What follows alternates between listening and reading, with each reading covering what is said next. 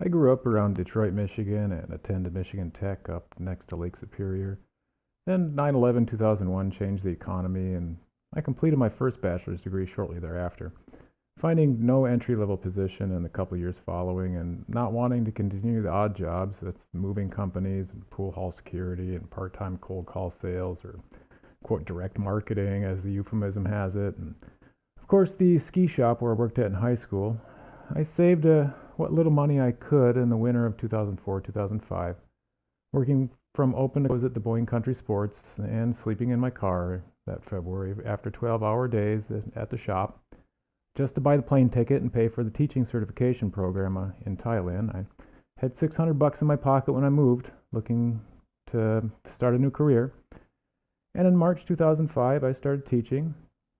After a year of teaching English in several provinces throughout Thailand for about $1,000 per month there, I went to Chengde, China, north of Beijing, to teach at a university. It paid $500 per month with an apartment on campus.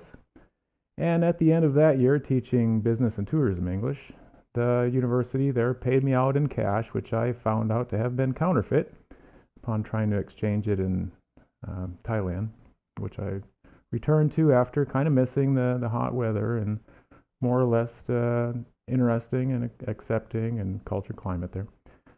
So two or three banks refused the bills that I brought, and I was really panicking. So I sent out emails soliciting help from friends and family back home, and luckily my cousin Matt sent over a couple $100 to tide me over till I started my new position in the ancient capital of Ayutthaya. And I even got the bonus after Matt sent the money of exchanging those counterfeit bills on a last effort at a shady, unregulated money changer down by the beach. Nonetheless, there was definitely a moment of great need there. I met Sangtong Tanilian, then Sangtong Sakul Singh, while she was working at a guest house there in Ayutthaya. I saw a familiar sign as I was getting into the city, and I told the bus driver to stop. And there she was behind the counter. And I recalled first words I said to her were, "You're beautiful." And I don't know if she remembers that or not, but I remember that very clearly. That was not normal for me to even think. Not after traveling around and seeing millions and millions of people, most of whom I considered ugly, either on the outside or inside or both. And after a couple nights at her guest house, my new boss and school owner set me up with an apartment just around the corner in the lazy river town full of ancient temples, one of the ancient capitals of Thailand. Nook, as her nickname goes, was working 24 hours a day, 7 days a week there, and maybe for $250 a month, and that was not the worst salary she'd ever had. Just after high school, she moved out of her village several hours down into Chiang Mai to do in-home health care for a woman who was working with the Ministry of Education. And this was a great opportunity for somebody from the Hill Tribe village, absolutely. But working 6 years, taking care of the woman's ailing parents until they died at age 99 and 100, for some $100 or $150 a month or something, was not exactly putting money away for retirement. And then after the parents died, she was out of work again, so she tried working at a Lay's potato chip factory briefly, but I've heard a couple stories, and it sounds like it was too hot, too demanding, and stressful for extremely low pay with a very bad manager. So she went back and asked that Ministry of Education lady if there was anything else, and sure enough, that lady was operating a guest house in her hometown of Ayutthaya through some friends who owned the property there. And so Sangtong moved down there, which is about 8 hours from Chiang Mai, and then maybe 12 to 15 hours from her hometown. And so she commenced to cleaning and checking people in and out and learning a bit of English. And she was there for maybe a year or a little more before I arrived. And I like to think of it as kind of fate or kismet or God's plan or something like that, since there were so many kilometers and obstacles and preventing our meeting, and the odds were extremely small that we would ever meet. And even though I lived just around the corner, it's very unlikely that I would have met her if I hadn't spontaneously told the bus driver to stop upon seeing the sign. So when people ask me how I met, sometimes I like to say, I got off the bus at the right time. And so after checking out of that guest house in early 2007, maybe March, April 2007, I checked into my new apartment, and I didn't have any friends. And she was friendly, beautiful, like I said, outside, in my opinion, but more importantly, inside.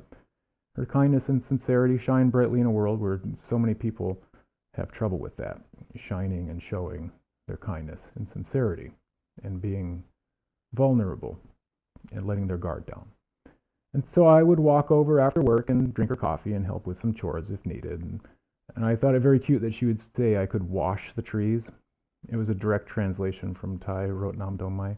But I enjoyed washing the trees, and we cleaned out the goldfish pond and developed a mutual fondness of one another. And since both of us were old enough and sure of our mutual want of a committed monogamous relationship, after discussing some matters of life ambitions and goals and sharing core values and things, we decided to marry very quickly. To be clear, marriage is both easy and hard. It's merely a matter, if you ask me, of making a decision and then continuing to make the same decision over again in perpetuity. But with the job situation and money being so tight and the cultural and language differences and the, let's say, emasculating situation that results when a man makes so little money and is kind of stuck in a way in a foreign culture. Well, anyway, it's basically impossible that we would have a fairy tale romance. And so she lived and worked at her guest house there on Rojanao Road in Ayutthaya. And I worked there at the New International School as a secondary math and science teacher for a few months anyway, before making the mistake of asking for, nay, demanding, a legal work permit, bearing the name of the actual employer rather than the local university where the headmaster's wife had been employed. And after that, I found myself out of work from that yet unlicensed school, and so I found another primary math and English job 3 hours away by 2 buses, a minibus, and a cattle truck in Nonthaburi. So I moved out of my apartment and actually stayed there in the tiny office with Nook for a little while, commuting 5 or 6 hours a day back and forth between Ayutthaya and Nonthaburi. Again, on 2 buses, a minibus, and a cattle truck. And so before too long there, I said something to a Thai teacher about how they shouldn't hit the kids, especially since it's illegal. And so off I went to another school in central Bangkok to teach primary math and English again, keeping with the commute, that is, until I complained about Thai teachers hitting small children for what seemed like no reason at all, let alone any good reason. So it was time then for me to find another employer, this time to Bang Kapi, on the other side of town where I taught secondary English. And at that point, I couldn't justify the commute anymore. It was just too much. So I got an apartment, and Nook and I saw each other on some nights and every weekend for a little while. And it was hard for both of us, this fledgling relationship that we had committed to keep together. But we did our best and laughed and cried and went through the range of emotional experiences that so many couples do. And before too long, I found myself moving into another secondary math and science job across the river in Thonburi, this time because my male contract agent in Bang Kapi, well, we'll just say that he was a little more hands-on than I was comfortable with. I was fairly accustomed to the odd groping and certainly the more or less constant remarks, but sometimes I'm less receptive to this sort of things than others. So I started up there at Thonburi at the school that looked like a corny play castle with unlicensed murals and gaudy statues of Disney and WB cartoon characters all around. And that lasted for a couple months until I made some comment about the wrong visa, some other teachers having told of buying their degrees faked on Khao San Road or something like that. And so off I went to another Thonburi school for a few months as a secondary math teacher. That is, until it took it upon myself to interrupt the queue of students awaiting a whipping by the PE teacher, and I dramatically broke his bamboo switch over my knee, which was an insufferable offense, apparently. Breaking the bamboo stick over my knee, not the actual illegal whipping of the children, because apparently protecting the children from drunken and otherwise mischievous teachers who constantly break their own laws and do anything but set a good example of how to be non-confrontational and peaceful is a big no-no. So after that one, I had lined up a job back in China, and I was set to leave.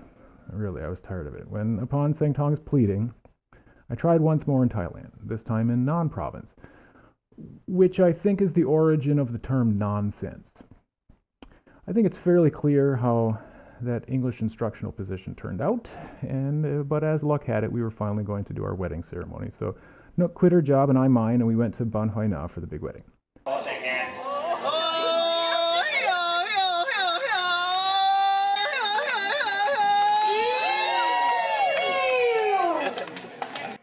A few months later, we both started back at school in Chiang Mai, she doing her bachelor's in business and I doing my MBA. So I taught primary math and science part-time, and we studied for a while until my graduation, at which time she stayed in Chiang Mai to finish hers, and I moved to Nakhon Pathom to teach primary math and science while commuting into Bangkok for my PhD in international law. I'd make the trip up to Chiang Mai as frequently as possible to spend time with my wife, and we Skyped every day. Luckily, Thailand's cellular network is better than that in the US, even in 2010, 2011. Thaksin Shinawatra did one thing right. And when she graduated with her bachelor's, she stayed in Chiang Mai for another several months to complete a nurse's aid certificate program, and thereafter finally came to join me. By this time, I was working as a secondary math teacher in Samut Prakan, still commuting into the university in Bangkok. But after having enough of the usual shenanigans at that Samut Prakan school, and after completing all my colloquium courses at the university, so I could just do my dissertation basically remotely and go into the university once every few months to meet with my advisor, we decided to leave Bangkok area for a more relaxing environment down in Klong Yai, on the thin strip of the mainland perpendicular to Koh Kut. There in the Trop province, where there isn't much other than a single main road, a few small blocks of houses on stilts, and a kilometer or less of landmine-littered jungle between the Gulf of Thailand and the Kingdom of Cambodia. It would be beautiful hiking were it not for the landmines. The Klong Yai School gave her a job in the office and with helping me with co-teaching for about $200 a month, which was something. And given that salaries of foreign teachers had flatlined at about $1,000 a month for more than a decade, something definitely helped. It was better than nothing. Particularly since, although our monthly income was greater than Thai teachers, we didn't have any of the benefits like retirement or low interest loans or health care for family or anything like that. So a little extra money definitely helped. Nook and I stayed there for a year and a half before I got a message on LinkedIn from a recruiter at Disney English. And it caught my attention, so I interviewed and got the job. So after the semester ended, we wanted to be proper, so we finished out the semester. We said our fond farewells to the faculty and staff at the best school I've ever known in Thailand, which may say a lot, or not very much at all, or both. And with the diligent insistence of the Walt Disney Shanghai English Training Company, now no longer in operation, both my Thai national wife and I moved to Shanghai for training, and then we went out to Chengdu in the Sichuan province, where the air quality was, well, shall we say, not up to my standards. I got bronchitis very often.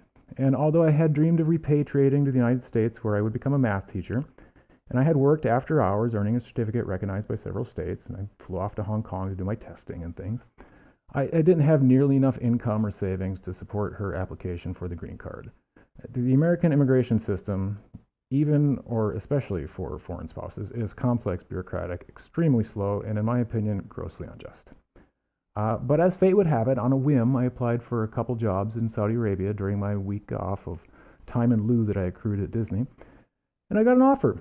So I signed and scanned and emailed my paperwork, and Nook and I were off to Bahrain to await our visas to the often misunderstood and criticized and seldom appreciated or praised Kingdom of Saudi Arabia.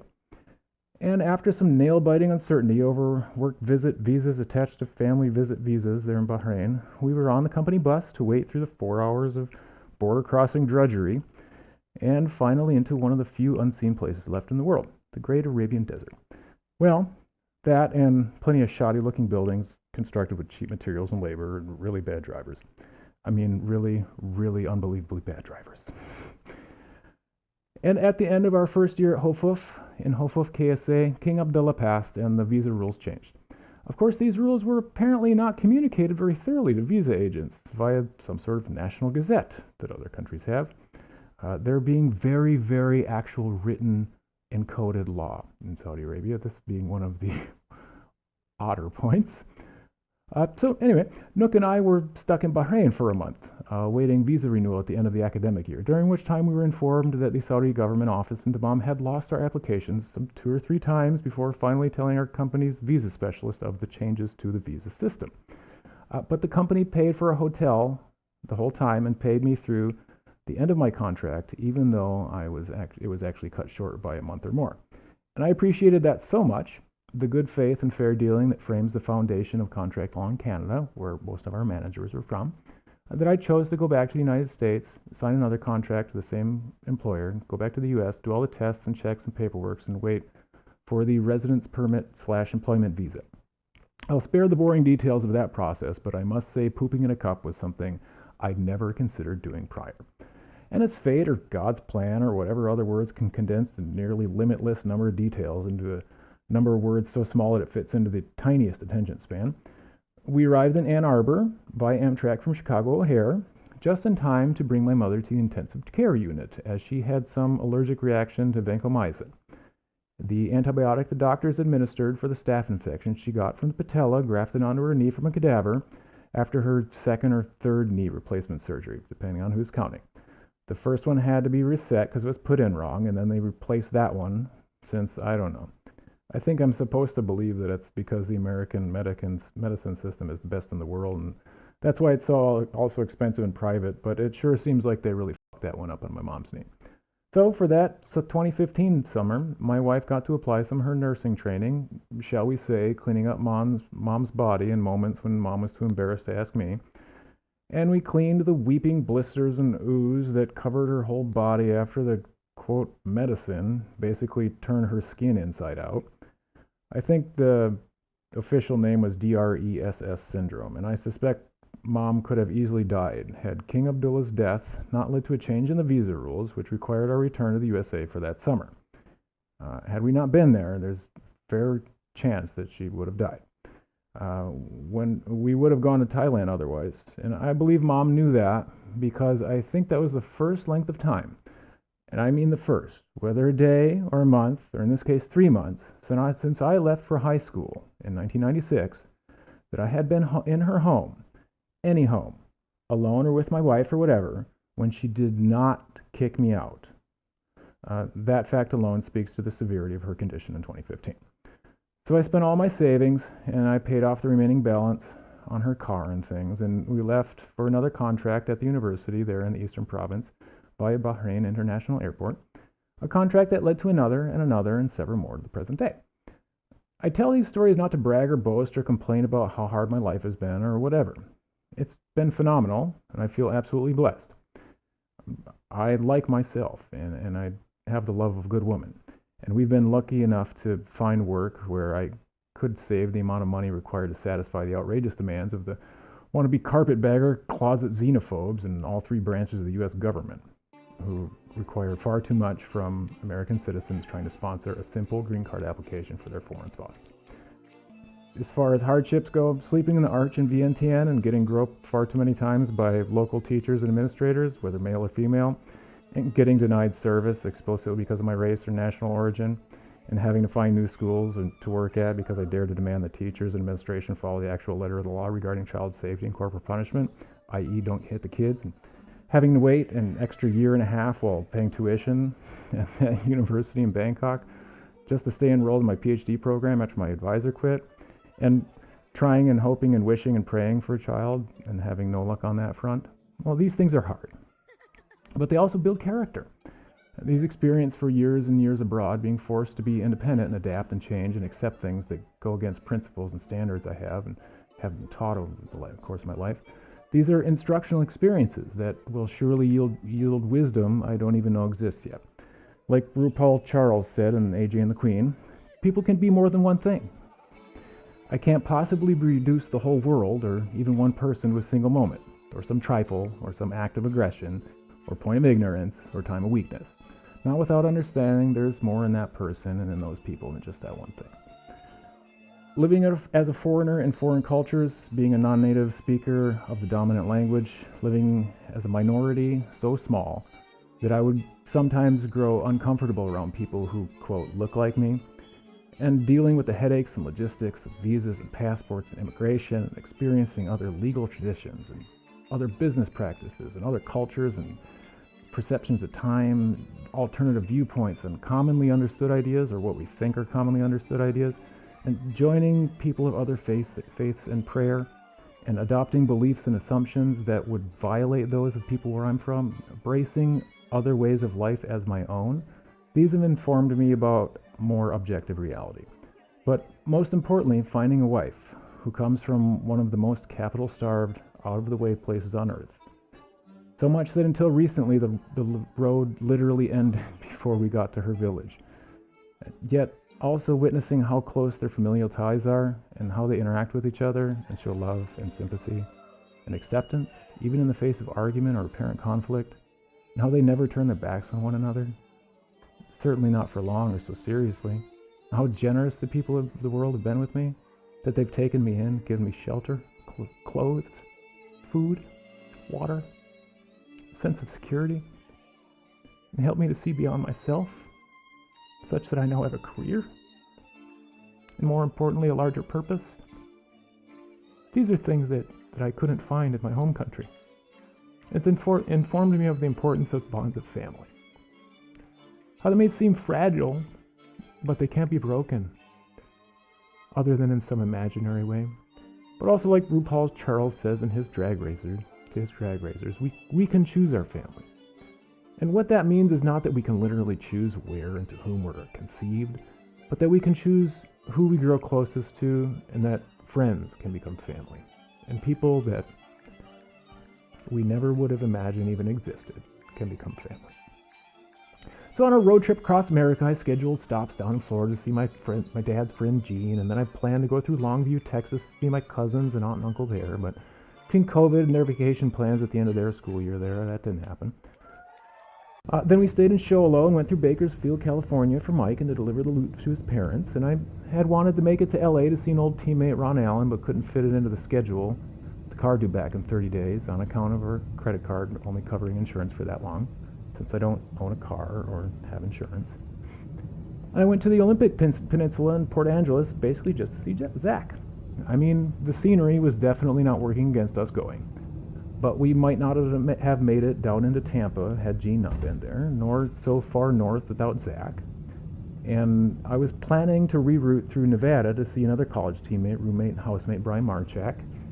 If he wasn't in his Laurel, Montana home, we'd have gone to Nevada. But sure enough, he was in Laurel, so heading out of Yellowstone, we took off north over the Beartooth Pass that had just opened up and made some time on the other side of the mountain. Going 100 on the flats for miles and miles, just dead straight. Cruise control won't go above 100. I'm stuck at 100. Off again into completely different geology, elevation, soil, flora, fauna. Well, flora anyway. Over a mountain range into a new territory. What would likely have been how native tribes understood the land before they were relegated to only the least fertile and resource-scarce parts of the country. First time I recall talking to Brian Marchak, then known as Marzak, or Mars, was on the steps outside Wadsworth Dormitory Hall at Michigan Technological University in Houghton, Michigan, just off US 41, during our early camp, a time when football players show up early before all the other students to begin a 2-day practice session. I don't know what exactly it was, but we made friends very fast. That's one of the most interesting and greatest things about youth. Kids make friends so quickly and without trying. Since working overtime at the Islamic Center in Saudi Arabia, I've come across an inspirational quote that says, "If you love your brother, tell him." It's so simple, yet so profound. I adored that man. Social media accounts be damned, I have only a couple people I call friends in this whole world. Most of whom I've met while working abroad do not fit into this category. And back in the US, I only really know people in my family and people I met before I turned 25. Moved around to the other side of the earth, where I've been working upside down and sideways ever since, relatively speaking. And I keep in touch with a few of those people, and in my experience, it seems like it doesn't matter how long I know a person or how much time I spend with them. Some of them I can't get close to. And there's always some space between us. That's not what I consider a real friendship. But with other people, I could spend only a fairly short amount of time with them. I feel like I've understood their core personality, and I like that. Now, I don't get to see my friends very often. And with Brian, I hadn't really spoken to him for years.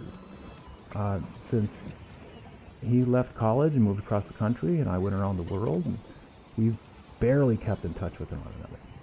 He's been busy building his life and family, and I've been out traveling and learning and doing other stuff. But even though so much time had passed since we had last seen each other and even heard each other's voices, I felt confident that the core person I knew for years at Michigan Tech would still be alive and well. I mean, my experiences there at Tech taught me that while it's certainly possible to shower with another man, hundreds of times over several years and not truly know and understand that man. With Brian Marchak, it's quite the opposite. I've seen that man more times than I think I'll see any of my own. So yeah, he's my brother. Quick note, football players shower together in troughs. Okay. Anyway, Brian shared the condemned house with me at 909 Ruby Street in Houghton, Michigan. The $600 per month heat bills, well, that's when we could afford them. And we ran a wood stove on top of that. And when I say we could afford them, I mean I bounced checks to the gas and phone companies to get us through the year. But we shared the duties of improving that house and keeping it from falling down, and trying to live there. There was a door on the second floor of that house that opened up to nothing but air. Maybe there had been a fire escape there at some point, but Brian didn't care so much when he fell or jumped out that thing one night. There was a sinkhole in the corner of that room that was 2 feet deep. When we flushed the toilet, it rained in the basement. That is until the slumlord came and stole the toilet and left nothing but a hole in the floor where we had to aim real well to pee into that thing. Shower filled up with 3 inches of water within a minute. And anyway, it was condemned. As I said, the city inspector said the only thing that would help that house is a stick of dynamite. Brian found a boat somewhere alongside the canal there in Houghton and was the happiest skipper on the Portage Canal for maybe an hour until it sunk directly in the shipping lane with him in it. People on the shore just yucking it up and laughing. I painted skin back onto Brian's leg after he fell off a motorbike and got road rash, which in itself is interesting, but he was wearing tighty whitey underpants and a plastic lobster bib at the time. And sure, we had the classic college experience. We went smelting, caught only a buzz, and 6 smelt. We went sauna at 3 a.m. in the dormitory, jumped outside in the snow. Did a polar bear challenge and the like, and I got a closer look at an honest man who had at once the capacity to be an analytical problem-solving engineer, a responsible husband and stepfather, and as wacky as anybody I've ever met at an art college or rave or music festival or anything like that. And to be sure, while some of our ex-football teammates called he my better half and I his, we were and still are quite different.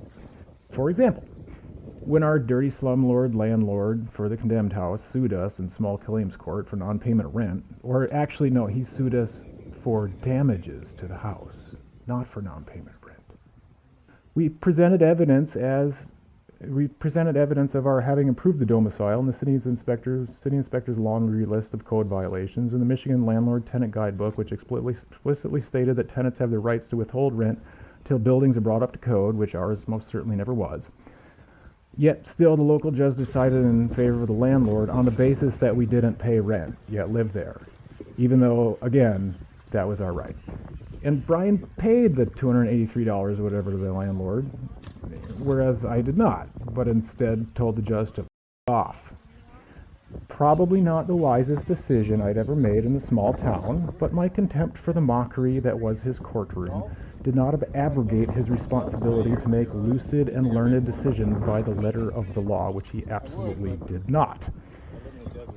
If we were to read into those divergent ways that Brian and I handled that incident, we could conclude that he had probably a more generally compliant mindset than I. And surely that led us in different life directions after college. Like many of our teammates and college classmates, he became a very successful engineer, whereas I quit engineering and decided to pursue some other passions that led me deep into the heart of Asia and the Middle East, only to recently have enough money to lead a lifestyle above the poverty threshold. So, as per usual, Nook and I arrived kind of late to Sandy and Brian's abode, Google Maps being an underestimate of the time it takes to get between places, if anything. Whereas when we set off on our journey and I planned all these spots, I thought that Google Maps would be an overestimate. Boy, was I right. So upon Brian's offer, I had to cancel and switch up some of the last camping destinations so we could stay another day and night at the Marchak residence there in Laurel. But most importantly, so we could take a ride on the river with Brian, Sandy, and Bill. Coincidentally, Bill grew up not far from Brian in Wisconsin. He went to our same university, and then he found work both in Nevada and then later in Montana, where Brian was living and working, and he shared the same interests as Brian. Now, Apparently, the local sheriff's office there in whatever county in Montana that is had some radio PSA the year before or something, and the sheriff started off with some bit about how he wanted to give some safety advice to people on the river. So Brian and Bill listened up carefully, thinking they needed to hear this important message. And really, those rivers change by the hour and they can get fairly dangerous. So nobody wants to get hurt or have an accident. So Bill and Brian listened to the sheriff, who said something like, "Now you folks are going to be out on the river, so I've got a couple of safety tips for you. First, once you're out on the water, go ahead and have a couple of beers." And maybe there was more to that message, but then again, maybe not. Either way, Brian and Bill were very concerned about their safety on the river. Bill was the safety manager in the back, while Brian manned the oars. And they were consistently asking each other if they felt safe or if they needed another safety device, because safety was the number one concern. Those who know me these days know that I tend to live a little more dangerously than some folks care for. So I took my chances, being the big risk taker that I am, and had a great ride all the same, safety not being my number one concern on the river there. I figure as far as all that goes, I was probably safer between the ages of 18 and 22 than most people will ever be in their whole life, so I can take risks anymore and live to tell about it. After the river cruise, we headed to a local joint where I found conversation with some old-timer at the bar, and it reminded me of the couple times in our dorm room at Michigan Tech when I called up the Euperus-sounding name in the Photon book in Houghton County and commenced to shooting the shit with whoever picked up the phone, and it was funny. Me pretending to be somebody they knew, Rudy or Toivo or some other old Finnish name, and we chit-chatted about making wood and throwing cards and sauna and going fishing and getting stuck in the mud and whatever. And after talking to that old man there, we went back to Brian's ranch by Bill's side-by-side. And we ate some of the elk and venison they'd shot. And after a beautiful sunset and visit with old friends and new, Brian sent us off with some meat and we headed out of Montana. Maybe too quickly, considering I got my first speeding ticket in 20-some years there. For the whole 6,000 or 7,000 miles or whatever before coming over the Beartooth Pass, I'd kept that Charger within a few miles per hour of the speed limit. But something about the wide open landscape and 80-mile-per-hour speed limit made me want to just open the Hemi up on that beast. Blah!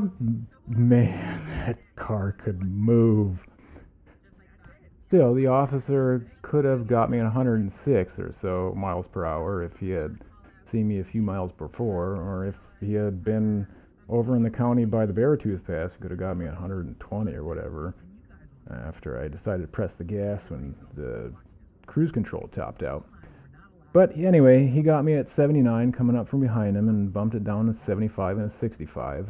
Only a $55 ticket, which I paid online happily since he didn't have change. I would have paid him right there on the spot with a smile on my face. Another reason why, as we told the officer, Montana was our favorite state of the whole trip.